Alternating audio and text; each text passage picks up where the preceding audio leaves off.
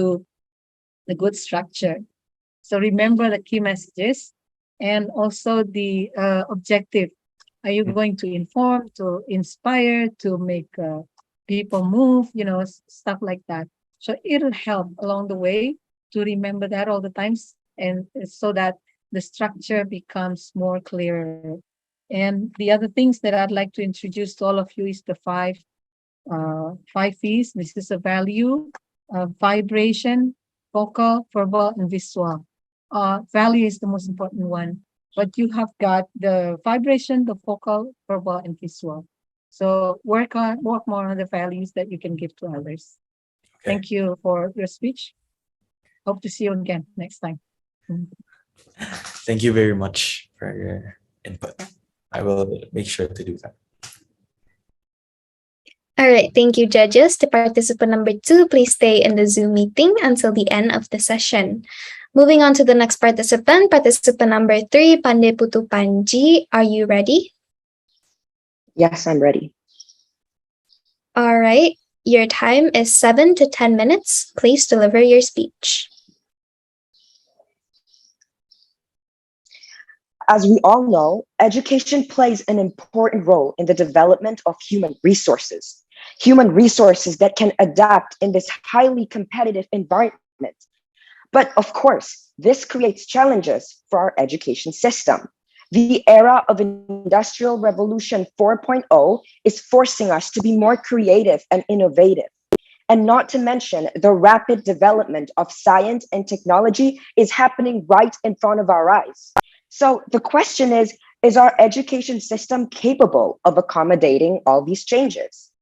Ladies and gentlemen, my name is Panji, and today I will be talking about our education system and its possibility to accommodate the demands of a disruptive era. So perhaps you might be wondering, what is the meaning of a disruptive era? Well, I think it's best if I explain it to you first. A disruptive era is a phenomenon in which there are a large number of changes from a system that transform the old system into a new system. So in this case, the Industrial Revolution 4.0 is causing massive and fundamental changes in science and technology that require various aspects to be able to adapt to these changes. One aspect that has been greatly affected by these changes is our education system, and this poses many challenges. It is not unusual if there are some difficulties in adjusting to these changes that occur in the learning process due to the development of technological advancement being too rapid, making it difficult for teachers and students to keep up. An article from compass.com that I have translated says, the era of technological advancement is currently developing rapidly and is affecting various fields of life, including the world of education. Therefore, all parties involved, including teachers and students, are expected to be able to keep up with the current development. So based on that article, we can see that the disruptive era and technological advancement greatly affect the education system. So everyone involved in the education system must be able to adjust to these developments no matter what the challenges are. So how do we make it happen?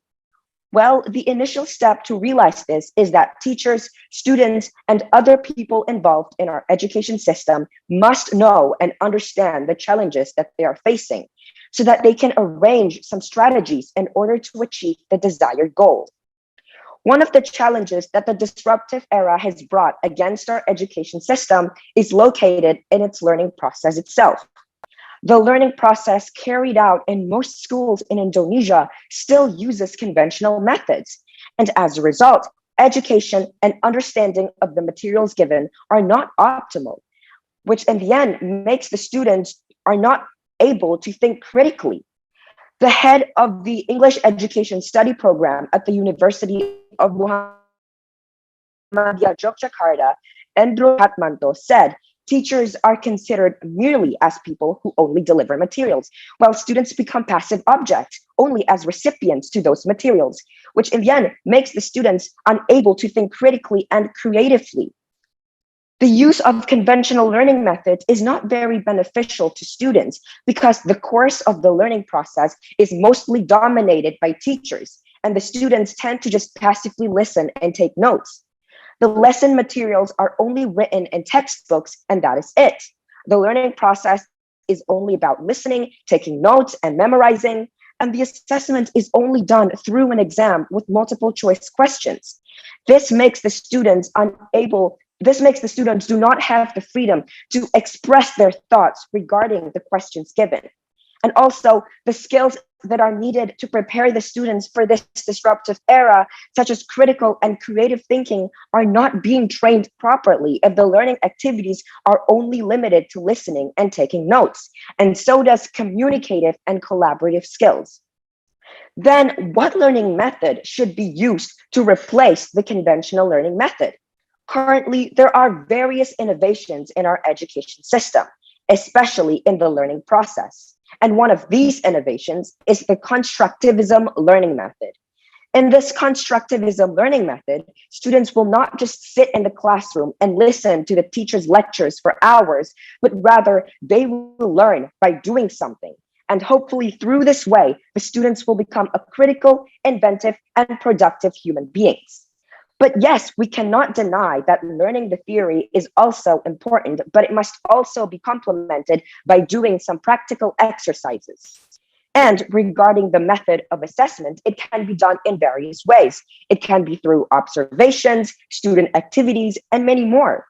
The assessment is not only based on the student's score, but also the process. So, ladies and gentlemen, we have talked about the current condition of the education system in Indonesia and the solutions that can be given to foster the skills that the students need to face the disruptive era. However, what about technology? Has our education system implemented technology in its learning process? Because as we know, this disruptive era occurs because of the rapid development of technology. And if we don't master it, we will be left behind. So, have the students in Indonesia mastered technology, especially about coding? Sadly, no. Expertise in coding is still very lacking in Indonesia, even though the ability and skills of coding is very needed, especially in this era of Industrial Revolution 4.0. But before we dive in any further, what is coding? Well, let me just put it like this. As humans, we have a way of communicating with one another using a language. The same thing also works with computers. However, the language used is different from the human language. So in order for us to give a computer instructions or to do any task, we have to convert English to a computer language. This is what is called coding. We are currently living in the era of Industrial Revolution 4.0, where everything relies on computer. When you enter a restaurant and you want to see the menu, you just scan the barcode using your smartphone and the menu will pop up on the screen. When you're at home and you're feeling hungry, but you're too lazy to go outside, you can just order it through your smartphone and your food will be delivered right in front of your house. And those are some examples of what coding can do. So why is it important for us to coding? Because ability in coding is getting more and more needed as time goes by. In the midst of the Industrial Revolution 4.0, there are many companies that need workers who have skills and abilities in coding, especially in the technology industry. And if you're saying that you don't want to learn coding because you're thinking that you're looking for another job anyway that doesn't even need anything related to coding, well, sadly, Oxford University estimates that 47% of today's job will disappear and will be taken over by a computer or an artificial intelligence in less than 25 years. That is why we need to think if the job that we're looking for will still exist, or will it be one of the jobs that will be taken over by an artificial intelligence? And given that coding is clearly an ability that will be needed more and more over time, it never hurts if we start learning coding as early as possible. Therefore, making coding as one of the subjects in school is a good solution to prepare the students for this disruptive era. There are some other countries that already have coding as one of their school subjects. For example, Singapore, which has made coding a compulsory subject in 2020 for elementary school students from grade 4 to grade 6. Other countries like the US, Australia, and Finland also have coding as their school subject. So the question is, will Indonesia do the same thing? Ladies and gentlemen, that will be all from me. I hope that through this speech, the quality of our education system can be improved in order to face the demands of a disruptive era. I would like to thank you all for listening and have a wonderful day. Thank you. Thank you. Participant number 3, should there be any comments by the judges? The time and place is yours. Pande, congratulations. I enjoyed your speech very much. You're just like a chili you. padi, you know? Thank you. Wow. You projecting your vibes in passion, which I like, and I think it's contagious to whoever listen to that. You are using good structure from the beginning to the end. But I think you also use something Mackenzie used. Situation, complications, and resolution. Great opening and transition. You put a lot of clarity in there. Body language is also good. But the rest, I think we'll leave it to the others. What I think you could improve is that in any speeches, especially a 10 minutes time, 10 minutes long, you can make it personal by using storytelling. So improve that skill and you're going to be awesome. And Thank you. because this sample is good to create a relatable experience to your audience. And take a deep breath, okay? Enjoy. I will leave the other judges to tell them their wisdom. Thank you. Thank you for your comment. Okay, I will continue then later, Ibu Rita.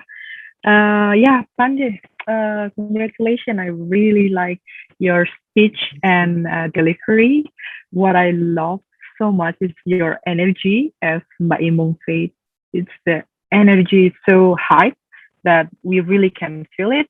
But then have to be careful as well, because then you need to pause sometime. You need to, because then it goes too fast, or you got carried away, then we feel like also, we're running with you. So we feel like, oh, like I have to follow all the time. So learn more about giving pauses in between your phrases, your sentences, so that we can also follow it nicely and also digest the information that you gave to us. So that is, and then vocal variety is good. And my advice for the position of your camera, because I noticed that maybe your camera or your laptop is down below, so you feel like you have to see down, but if you can put it just in the same line with your eyes would be nice as well. And one more thing is about to give also ask the audience a framework, because your speech are long and a lot of things to be said.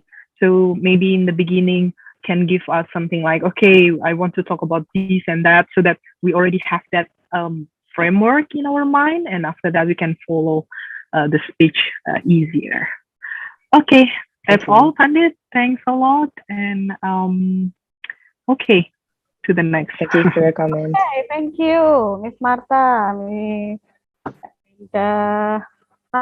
Pandey. Pandey. Well, your energy is excellent. Excellent. I do admire your energy. However, be careful. I agree with Miss Martha. Be careful because you need to control your breath. Yeah.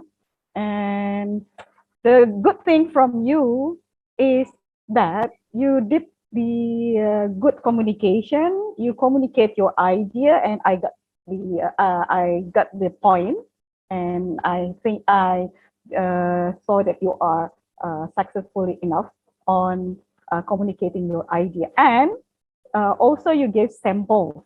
And what I like from you, by the end of the presentation, you shock us. At least you shocked me. Singapore did this. Are we going to do like that or not? That's one of the powerful that you can continue to use. Yeah. However, yeah, the input I agree with Ms. Marta. The position of because I cannot see your eye. I believe that you do the eye to eye contact, but I cannot see your eye because the position of your laptop and also the what do you call it, the solution. I prefer to have 1, 2, 3 firstly, secondly, something like that, so that I can follow. But you did very well. You did very well during your speech, and good luck. Thank you. Thank you, Miss. All right, thank you, judges. To participant number 3, please stay in the Zoom meeting until the end of the session. Participant number 5, Kalila Arabella, are you ready? Yes, I'm ready. All right, your time is 7 to 10 minutes. Please deliver your speech. Please wait. Okay. Social media is like a pool of hate speech. Everywhere we see on social media, there will always be hate speech or hate comment. If more than one person in this country done the same things multiple times, it means that there's something wrong.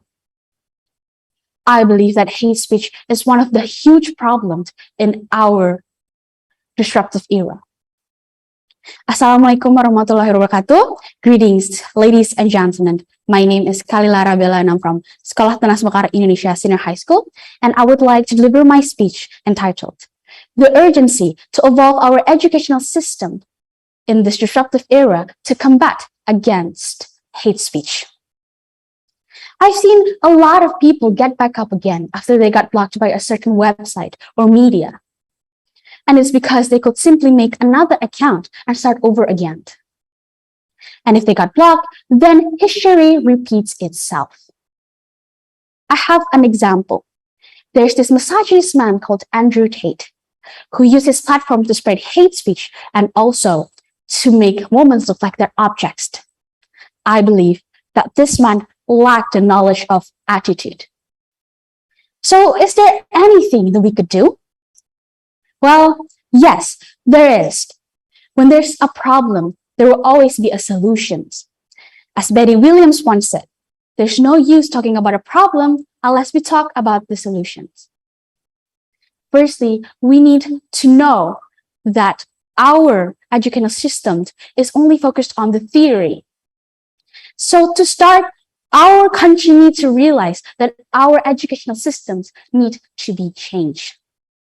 Not only us as the young generations, but our parents, the government, and all of those people who spread hate speech and social media need to know. I believe now you've already got what my point is. Our educational systems need to be fixed. I've said it over and over again because it is such a crucial thing. But the question is, how? Well, there are so many things that our school could deliver as studies instead of just knowledge of subjects. For example, our attitude.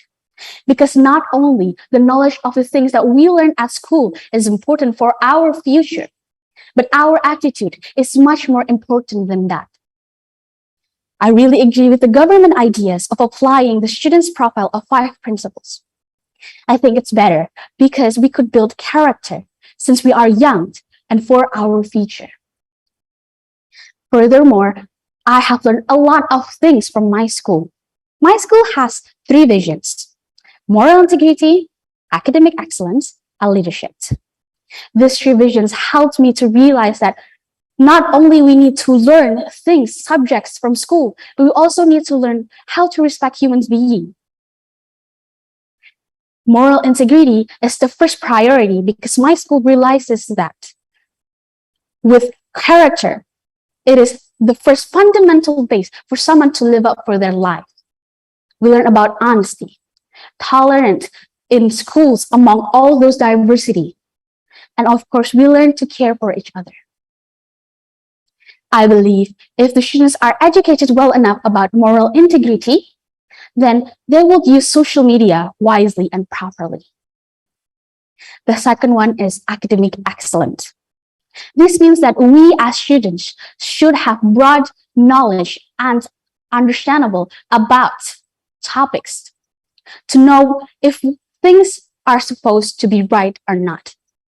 In this case, we have to know the rules and laws in using social media, especially hate speech, because I believe if we have depth literacy about this, then we will not make the same mistakes again and again.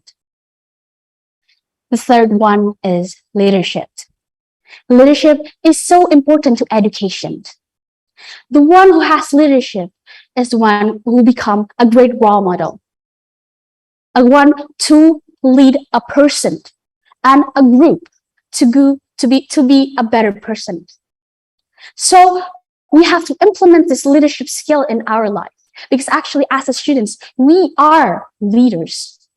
So you have to be brave enough to lead our friends, to support and spread love instead of hate speech. Ladies and gentlemen, in short, yes, we live in a disruptive era, and especially hate speech are now everywhere. It's because the lack of education in our country. Well, I guess by applying a better educational system is the only solution to it. As a students, we have to be integrated and committed to moral and character building. We have to be smarter day by day, and we have to lead our friends to be a better person. Before I close my speech, I would like to ask you a question. Do you know what fruit is this? If we look closely, what color is it? What's the shade? What does it look like? And what if I peel it? The smell and the taste. Yes, this is orange. So that is integrity. The outside matches the inside. My point is that no matter if there's no one or there's someone see us, we should have a great moral integrity, academic excellence, and leadership. Lastly, it is not only the government or schools or other institutions' duties to evolve our educational systems, but it's also our duty. So I want you to keep in mind, like this orange, we have to be like this orange. The same in the inside and the outside. So we have to be hand in hand to evolve our educational system. That is all from me. My name is Kalila Arabella. I'm from Sekolah Tenas Mekar Indonesia. Thank you for your attention. Thank you. Participant number 5. Should there be any comments by the judges? The time and place.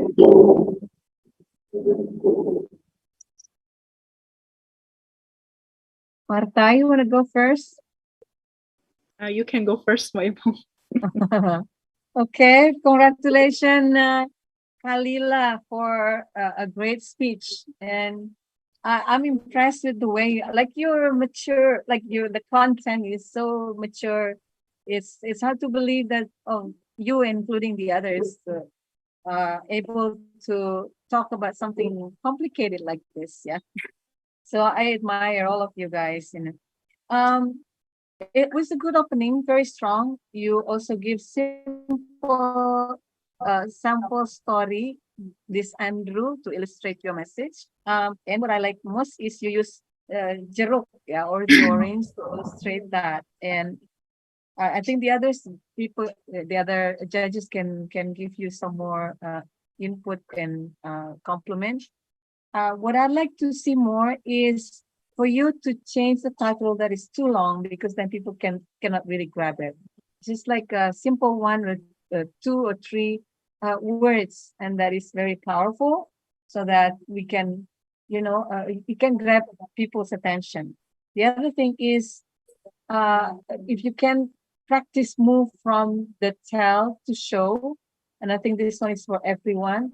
the content of your speech should have more on the show instead of on the tell, because nowadays that's the trend. That's what makes people more interested in your message. But other than that, I think you did a good job. Congratulations, Karila.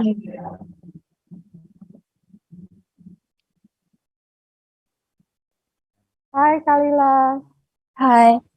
I like you. I like your speech, and I like your not too shouting, yeah. But you did, yeah. You are very calm, that, and you deliver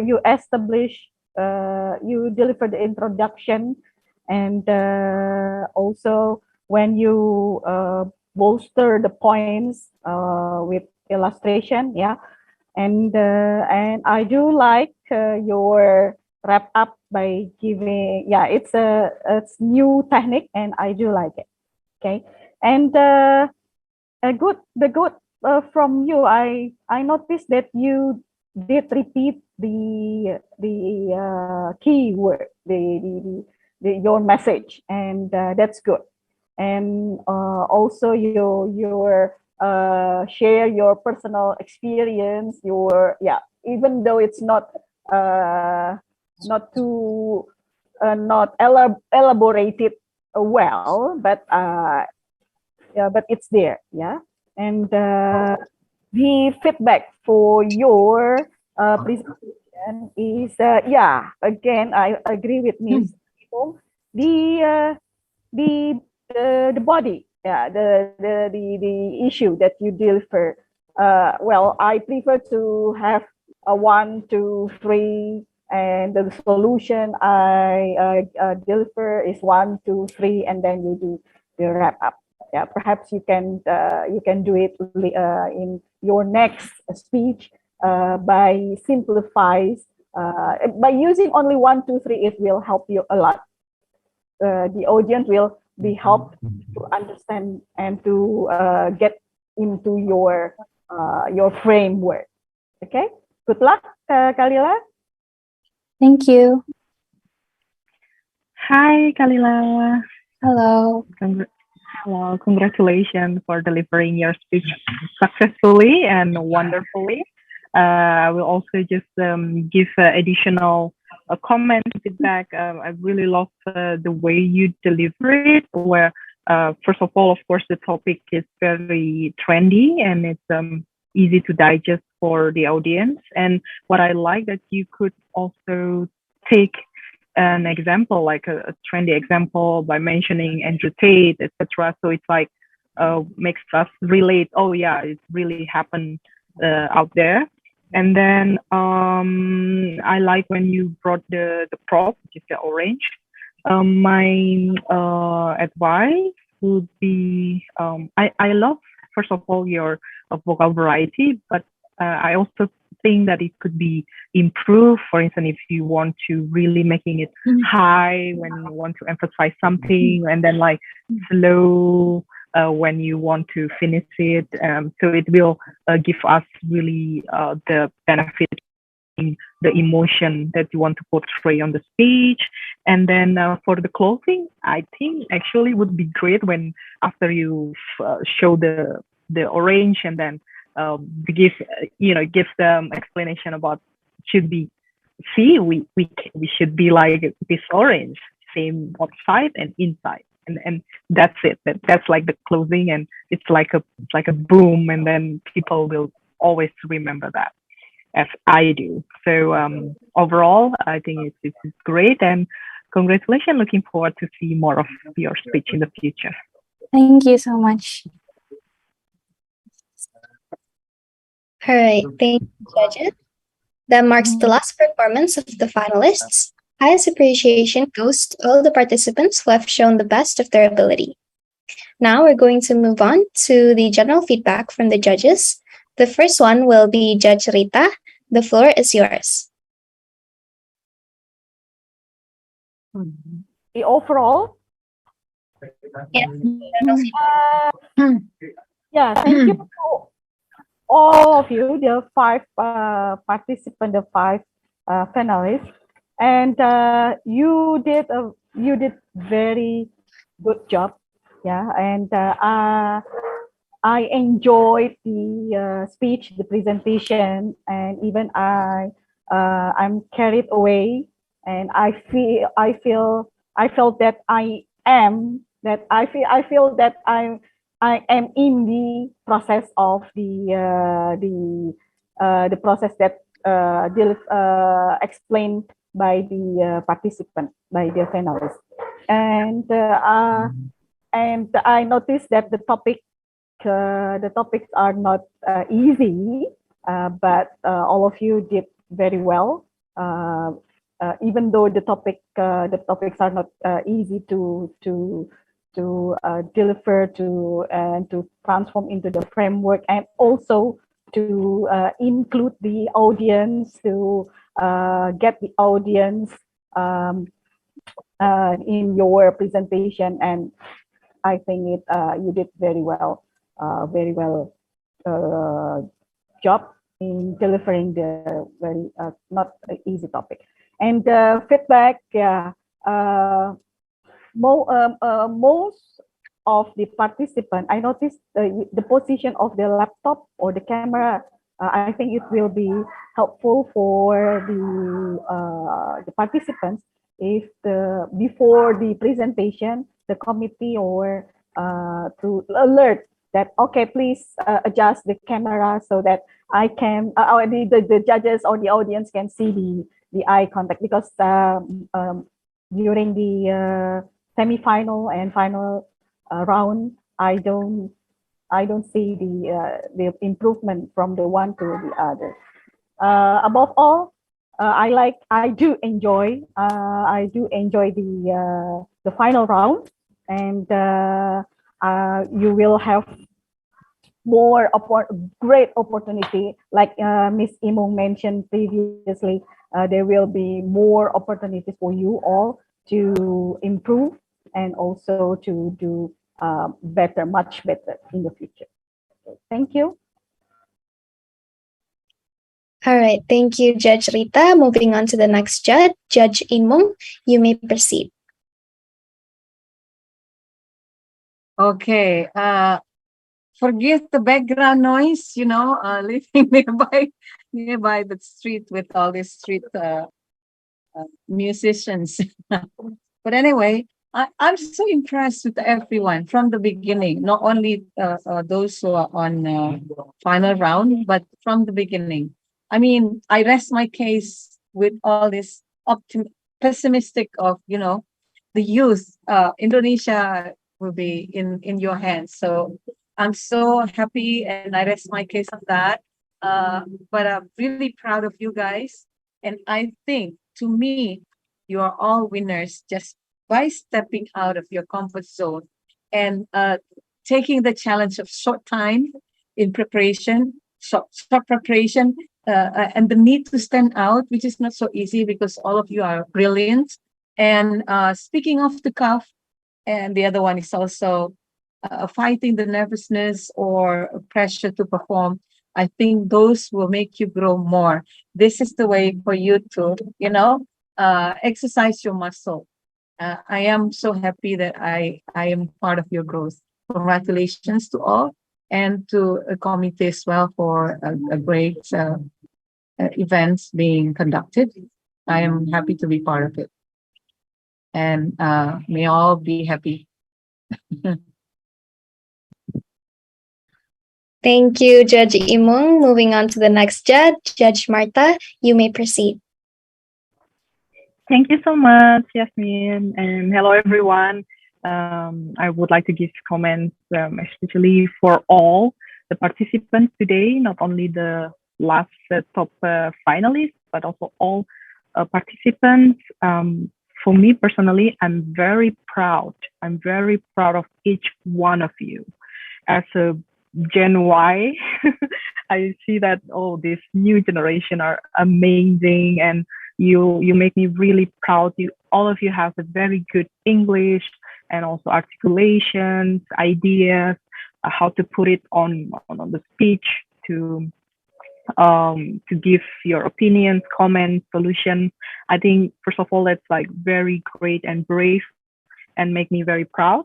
So kudos to all of you, and also congrats for committee that to make this all happen. And just to wrap up from all of the notes that I have since the beginning of today's event, for all participants as well, that it's just a little bit of technical issue here and there. So for instance, to learn how to put the camera properly, because this is like an online competition. And then after that, to use more of the pauses in the speech so that we don't speak fast. And then all those small little things that obviously can be improved, and you already have the good background of it. So don't worry about it. And also that all the judges always mention during the comments are to choose just few messages in your speech, because there are so many things to say, but when you focus on just a few key messages, that's the one that will be impactful and that will be remembered by the audience. So with this, as a club president of Jakarta Toastmasters, that also part of the media partners of this event, I'm very happy to see and observe and also witness all the greatness of the participants and the speakers. And we are very much welcoming you to our weekly meeting to see and to learn more, obviously, about how to learn public speaking. So thank you so much, and see you again. Thank you. Back to MC. Thank you, Judge Martha. Dear participants, we have reached the last session of speech competition of the 26th ALSA National English Competition. I would like to thank all the judges and participants for your preparation and participation throughout this event. On behalf of the entire organizing committee, we apologize if there were any mistakes by actions or any unpleasant words in organizing this event. Once again, I would like to thank our sponsors and partners. Thank you to Toko Vendor and Royal English as our sponsors, and info.event, info.lomba, eventcenter.id, online.lomba, Point Campus, Event Campus, Jagat Lomba Indonesia, Media Lomba Plus, infolomba.est, and infolomba.sch as our media partner. Lastly, I would like to remind all participants to attend the closing ceremony of the 26th ALSA National English Competition on Tuesday, August 30th, 2022, since there will be a winner's announcement and you must be present at the closing ceremony in order to get your e-certificate.